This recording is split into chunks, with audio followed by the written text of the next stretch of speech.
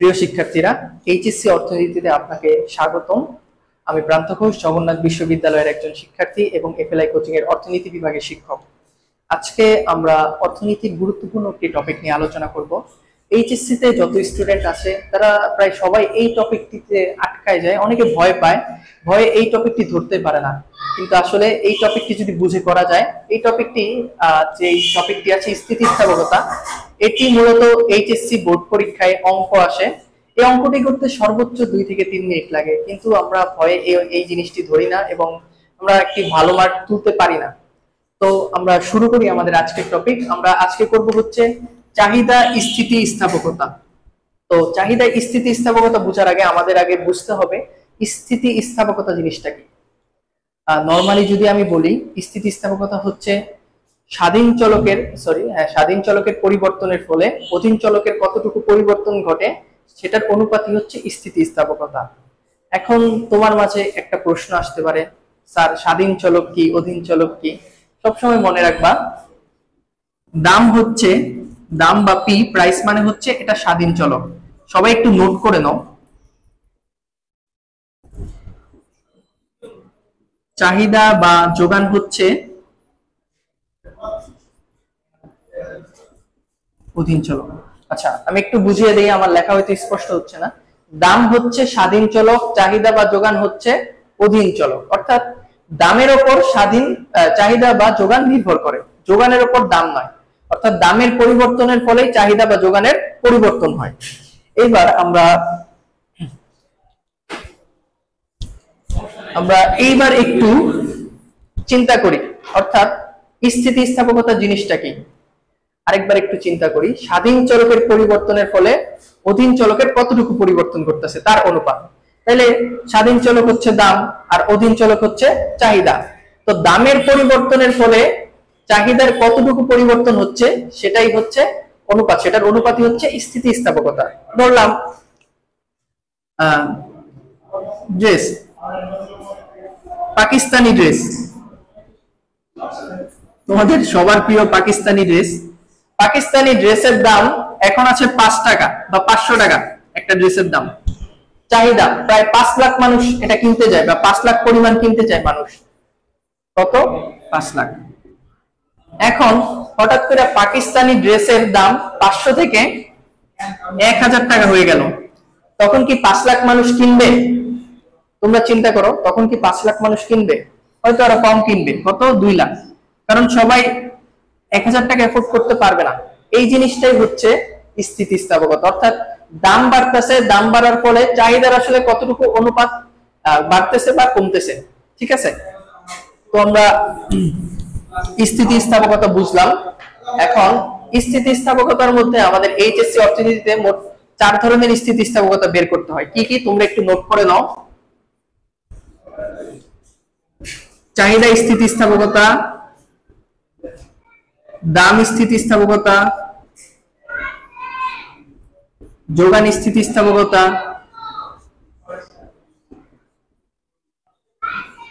আর স্থিতিস্থাপকতা। মূলত আমাদের এই 4 ধরনের স্থিতিস্থাপকতা বের করতে হয় এইচএসসি অর্থনীতিতে। তবে তোমার সবচেয়ে গুরুত্বপূর্ণ সেটা হচ্ছে চাহিদা স্থিতিস্থাপকতা। এই প্রশ্নটি আমাদের সবচেয়ে বেশি আসে, যদিও একটি পারলে বাকিগুলো পারা যায় আড়াআড়ি বাদে। তো চাহিদা স্থিতিস্থাপকতাকে কি দ্বারা প্রকাশ করা হয়? ইডি। দাম স্থিতিস্থাপকতাকে কি দ্বারা প্রকাশ করা হয়? ইপি। যোগানকে ইএস, আড়াআড়িকে ইসি। আচ্ছা, চাহিদাকে কেন ইডি দ্বারা প্রকাশ করা হয় এইখানে একটু বুঝার মতো আছে। ইতে হচ্ছে ইলাস্টিসিটি, ইলাস্টিসিটির বাংলায় হচ্ছে স্থিতিস্থাপকতা। আর ডিতে কি তোমরা সবাই জানো, ডি মানে কি? ডিমান্ড বা চাহিদা। ডি মানে ডিমান্ড। তাই চাহিদা স্থিতিস্থাপকতার ইংলিশ কি? ইলাস্টিসিটি অফ ডিমান্ড, মানে ইডি। তাহলে দাম স্থিতিস্থাপকতার ইংলিশ কি? ইলাস্টিসিটি অফ প্রাইস, তার মানে ইপি। যোগান স্থিতিস্থাপকতার ইংলিশ কি? ইলাস্টিসিটি অফ সাপ্লাই, সাপ্লাই মানে যোগান, এই জন্য ইএস। আর আরআরই স্থিতিস্থাপকতার ইংলিশ কি? ইলাস্টিসিটি অফ ক্রস ওয়াইজ বলে, অনেকে ক্রস বলে, অনেক কিছু বলে, তো এই জন্য ইসি। এখন আজকে আমরা শিখব চাহিদা স্থিতিস্থাপকতা। তোমাকে এইচএসসি বোর্ড পরীক্ষায় বলবে এরকম ঘর বা অন্য কিছু বা উদ্দীপক বর্ণনা দিতে পারে, চিত্র দিতে পারে, যেভাবে হোক তোমাকে বলা হবে যে চাহিদা স্থিতিস্থাপকতা নির্ণয় করো অথবা চাহিদা স্থিতিস্থাপকতা নির্ণয় করে প্রকৃতি মন্তব্য করো।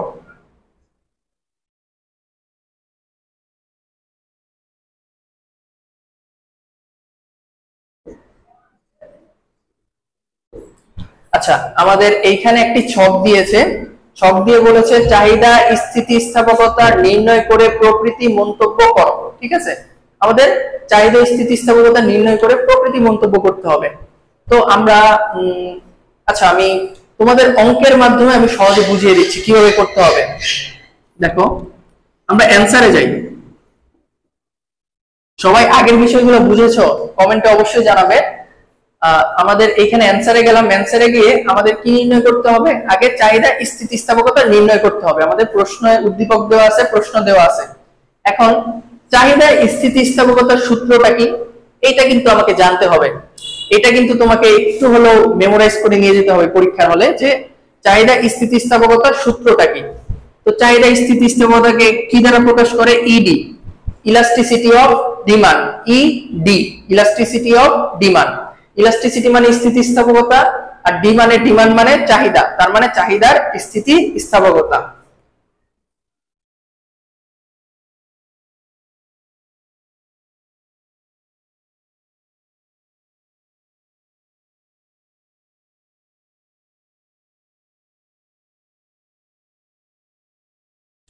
সূত্রটা দেখো, সূত্রটা কি? এই জিনিসটাকে বলে ডেল্টা। তোমরা যারা সায়েন্সে পড়েছো তারা ডেল্টা বিষয়টা চিনো, আলফা, বিটা, গামা, এরকম ডেল্টা একটা বিষয় আছে। এটা রশ্মি হতে পারে, আমি সঠিক জানি না। তো দেখো, delta Q by delta P, delta Q by delta P, আর এখানে হচ্ছে পি বাই কিউ। এটা হচ্ছে স্থিতিস্থাপকতার সূত্র, delta Q by delta P into P by Q. এখন আমাদের মেইন যেই কাজ সেটা হচ্ছে delta Q, delta P, P Q, এই চারটা বের করতে হবে। আমাদের অঙ্ক করার আগে আমাদের মনে করতে হবে, আমাদের সবার আগে কি করতে হবে? স্থিতিস্থাপকতা বের করতে বললে সবার আগে আমাদের সূত্র বসাতে হবে। সূত্রটা তোমরা মেমোরাইজ করবা, delta Q by delta P into P by Q. এখন অঙ্কে যদি আমাকে আগাতে হয় তাহলে কি এই জিনিসগুলোর মান বের করতে হবে না? আর এই জিনিসগুলোর মান আমরা কোথা থেকে বের করব? অবশ্যই উদ্দীপক থেকে। আচ্ছা, আমি একটু ছোট্ট করে বলে দিতে চাই এই ডেল্টা কিউ কি, ডেল্টা পি কি, শুধু পি কি, শুধু কিউ কি। ডেল্টা কিউ হচ্ছে, তোমরা একটু লিখে নাও, হ্যাঁ তোমরা একটু লিখে নাও। ডেল্টা কিউ হচ্ছে এইখানে চাহিদার পরিবর্তন বোঝাচ্ছে, চাহিদার পরিবর্তন। ডেল্টা কিউ মানে চাহিদার পরিবর্তন। আচ্ছা, কিউ মানে কোয়ান্টিটি বোঝায়, কোয়ান্টিটি পরিমাণ মানে চাহিদা বা যোগান। তোমরা যেহেতু চাহিদা স্থিতিস্থাপকতা করছো তাহলে ডেল্টা কিউ মানে চাহিদার পরিবর্তন। এই জিনিসগুলো না বুঝলেও তুমি এইখানে গেলে বুঝে যাবে আসলে কিভাবে বের করে। ডেল্টা পি মানে দামের পরিবর্তন, পি মানে প্রাইস। অর্থনীতিতে কিন্তু এই জিনিসগুলো শিখতে হয়, কোনটার কি অর্থ। পি মানে প্রাইস, কিউ মানে কোয়ান্টিটি বা পরিমাণ, দেন চাহিদার ইংলিশ ডিমান্ড, ডি মানে ডিমান্ড, সাপ্লাইয়ের ইংলিশ হচ্ছে বাংলা হচ্ছে যোগান বা এইচ দ্বারা প্রকাশ করা হয়। এগুলো কিন্তু জানতে হয়। ইউ মানে ইউটিলিটি, পি মানে প্রোডাকশন, টি মানে টোটাল, এগুলো জানতে হবে তোমাদের। এখন শুধু পি মানে কি? শুধু পি মানে হচ্ছে প্রথম দামটা, আর শুধু কিউ মানে প্রথম চাহিদা। আচ্ছা, আমরা একটু লিখে নাও। ডেল্টা কিউ মানে চাহিদার পরিবর্তন, ডেল্টা পি মানে দামের পরিবর্তন, পি মানে প্রথম দাম, কিউ মানে প্রথম চাহিদা। তো আমাদের আসলে শিখতে হবে এই জিনিসগুলো। তোমরা একটু লিখে নাও, তোমাদের 1 মিনিট আমি টাইম দিলাম, তোমরা এই জিনিসগুলো একটু লিখে নাও, লিখে নিলে ভালো হবে। চাহিদার পরিবর্তন, দামের পরিবর্তন, প্রথম দাম, প্রথম চাহিদা।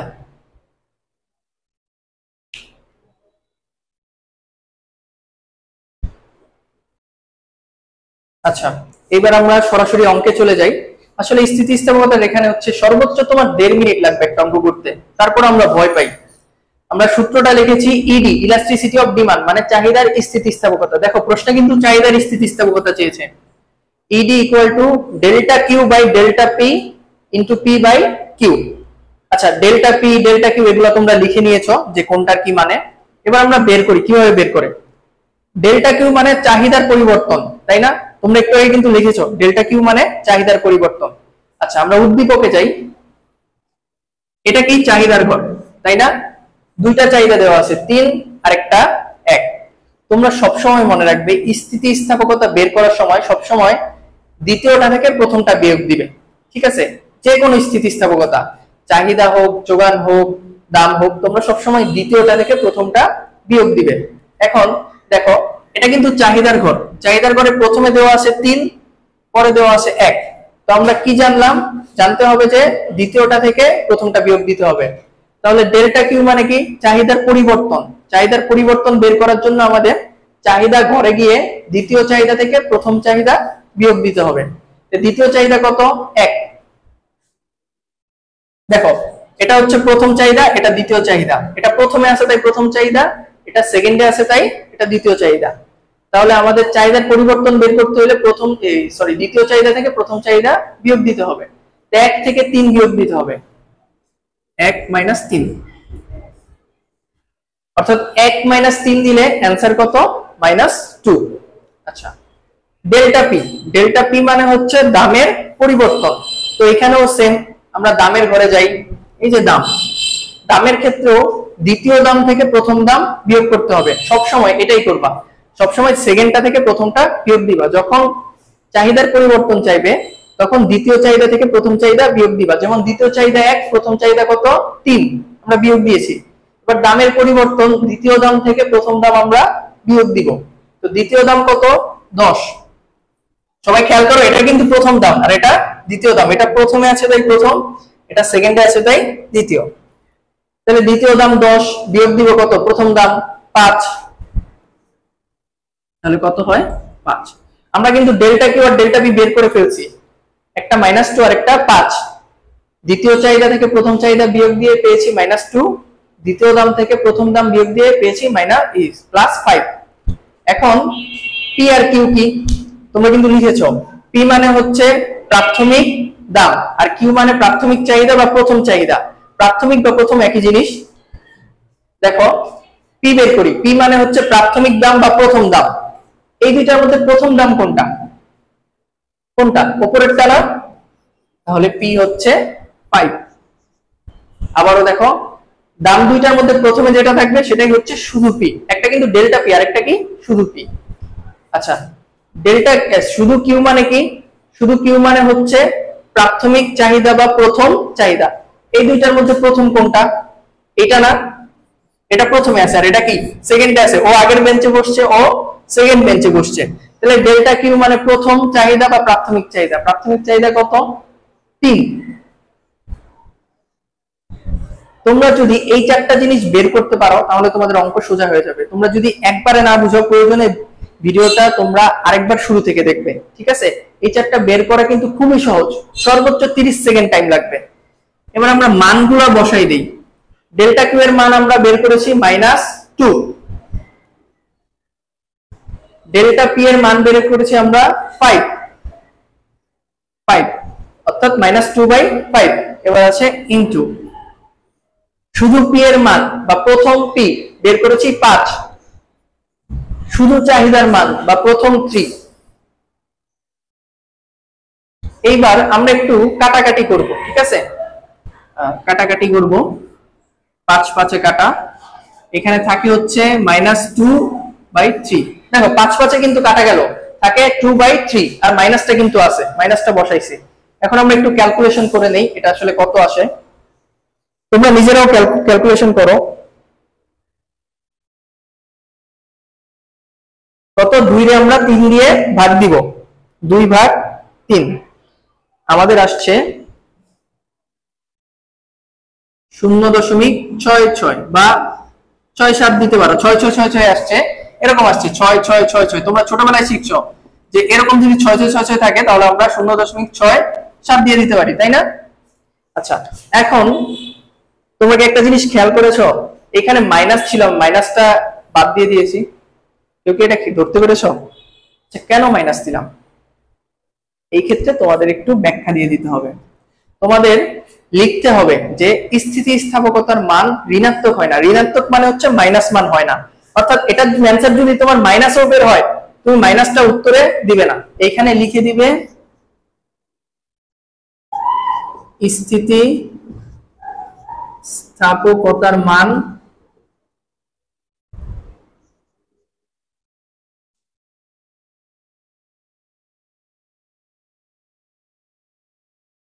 এটা কি লিখলাম? স্থিতিস্থাপকতার মান ঋণাত্মক হয় না, মানে স্থিতিস্থাপকতার মান মাইনাসে হয় না। দেখো আমাদের অ্যানসারটা কিন্তু তুমি ক্যালকুলেশন করলে মাইনাসে বের হইতো, কিন্তু আমরা কিসে দিছি? প্লাসে দিছি, তাই না? তোমার মাইনাস মান আসলেও তুমি সবসময় চাহিদা স্থিতিস্থাপকতার অ্যানসার প্লাসে দিবা, কারণ লেখা দিবা স্থিতিস্থাপকতার মান ঋণাত্মক হয় না, ঠিক আছে? এখন তোমাদের স্থিতিস্থাপকতা কিন্তু নির্ণয় করা হয়ে গেল। তোমরা এই চারটা জিনিস বের করবা সর্বোচ্চ 30 মিনিটে, এইখানে অঙ্ক করবা 1 মিনিট, সরি 30 সেকেন্ডে, আর এখানে অঙ্ক করবা 1 মিনিট, সর্বোচ্চ 1.5 মিনিটের অঙ্ক, এটা সর্বোচ্চ 1.5 মিনিটের অঙ্ক। কিন্তু এখানে কিন্তু আরেকটু লেজ লাগাই দিছে, প্রকৃতি মন্তব্য করো। এখন তোমাদের ধারণা আছে যে বিশ্লেষণ করলেই মনে হয় 5-10 লাইন লিখতে হয়, মন্তব্য করতে বললে মনে হয় 5 লাইন লিখতে হয়, এটা তো গ নম্বরের প্রশ্ন বা ঘতে থাকে, এটা মনে হয় আরো 4-5 লাইন লিখতে হবে। না, প্রকৃতি যে মন্তব্য করতে বলছে এটা সর্বোচ্চ 1 লাইনের। কি হবে আমি একটু শিখাই দেই। আমরা প্রকৃতি মন্তব্য পরে করব, আগে প্রকৃতির ধরনগুলো একটু দেখে নিই। একটু তোমরা লিখে নাও, আমি যেটা লিখছি একটু লিখে নাও।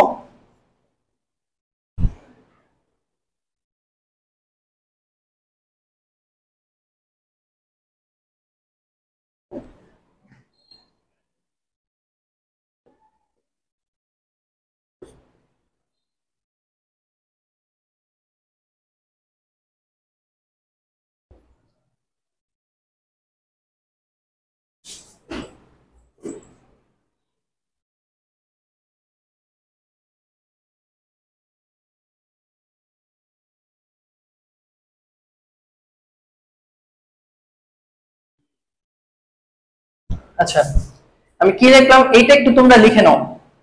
যদি ইডি মানে ইডি মানে কি? ইলাস্টিসিটি অফ ডিমান্ড বা চাহিদা স্থিতিস্থাপকতা। যদি ইডি মানে এই মানটা 1 হইতো তাহলে সেটাকে আমরা বলতাম স্বাভাবিক দ্রব্য। যদি 1 এর ছোট হইতো, যেমন এটা কি 1 এর ছোট না? 0.67 কি 1 এর ছোট না? এটা তো 67 পয়সা, 1 মানে তো 100 পয়সা, আর এটা আছে 0.67 মানে 67 পয়সা, তাই না? যদি 1 এর ছোট হয় তাহলে সেটাকে বলে নিত্য প্রয়োজনীয় দ্রব্য। একদম বরাবর এই অ্যানসারটা যদি আমরা 1 পাইতাম স্থিতিস্থাপকতার মান, তাহলে সেটা হইতো স্বাভাবিক দ্রব্য। যেহেতু 1 এর ছোট হয়েছে, 1 এর ছোট হলে সেটাকে বলে নিত্য প্রয়োজনীয় দ্রব্য। আর 1 এর বড় অনেক সময় অ্যানসার আসে 1.2। 1.2 কি 1 এর চেয়ে বড় না? যদি এই স্থিতিস্থাপকতার মান মানে চাহিদা স্থিতিস্থাপকতার মান 1 এর চেয়ে বড় হয় তাহলে সেটাকে বলে বিলাসজাত দ্রব্য। এটা তোমরা একটু দ্রুত নোট করে নাও। 1 হইলে স্বাভাবিক, 1 এর ছোট হইলে নিত্য প্রয়োজনীয়, 1 এর বড় হইলে বিলাসজাত। এখন স্বাভাবিক দ্রব্য কি চিন্তা করো তো? স্বাভাবিক দ্রব্য কি? আগে নিত্য প্রয়োজনীয় বুঝাই। প্রতিদিন আমাদের লাগে কি? চাল লাগে, ডাল লাগে, এগুলো আমাদের প্রতিদিন লাগে না? এগুলোকে বলে নিত্য প্রয়োজনীয় দ্রব্য। যেমন পেস্ট, এমন কোন ঘর আছে যে জায়গায় পেস্ট লাগে না? সকালে সবাইকে আমরা দাঁত মাজি না? এগুলো হচ্ছে নিত্য প্রয়োজনীয়, অর্থাৎ প্রতিদিনের যেই প্রয়োজন, ঠিক আছে? এগুলো হচ্ছে নিত্য প্রয়োজনীয় দ্রব্য। বিলাসজাত দ্রব্য কি? টিভি, ফ্যান, ফ্যান না, টিভি, ফ্রিজ, এগুলো হচ্ছে বিলাসজাত দ্রব্য, ঠিক আছে? আচ্ছা, বিলাসজাত দ্রব্য কি? টিভি, ফ্রিজ, যেগুলো না হইলেও চলে, এটা কি প্রতিদিন কিনা লাগে? এগুলো হচ্ছে বিলাসজাত দ্রব্য। সোফা। আর স্বাভাবিক দ্রব্য কি? নিত্য প্রয়োজনীয় তো বুঝলাম, চাল, ডাল, পেস্ট। বিলাসজাত বুঝলাম সোফা, টিভি, ফ্রিজ। কিন্তু আসলে স্বাভাবিক কি? স্বাভাবিকের আমি একটা উদাহরণ দেই। পোশাক। পোশাক কি? এটা একটা স্বাভাবিক দ্রব্য, ঠিক আছে? এইটার দাম যতটুকু বাড়ে ঠিক চাহিদার অনুপাতও ঠিক ততটুকুই বাড়ে, কমে বা বেশি বেশি হবে এরকম কিছু না। এই পোশাকটা হচ্ছে স্বাভাবিক দ্রব্য। ঠিক আছে, এটা বিলাসজাতীয় পড়ে না, নিত্য প্রয়োজনীয়তেও পড়ে না। তাহলে এটা তোমরা লিখে নিয়েছো। আমরা এইখানে প্রশ্ন বলছিল যে স্থিতিস্থাপকতা নির্ণয় করে প্রকৃতি মন্তব্য করো। তাহলে প্রকৃতি মন্তব্য করতে হয় এক লাইনে, আমরা লিখে দিব যেহেতু ED ইকুয়াল টু 0.67, অথবা এটাকে অন্যভাবেও লেখা যায়,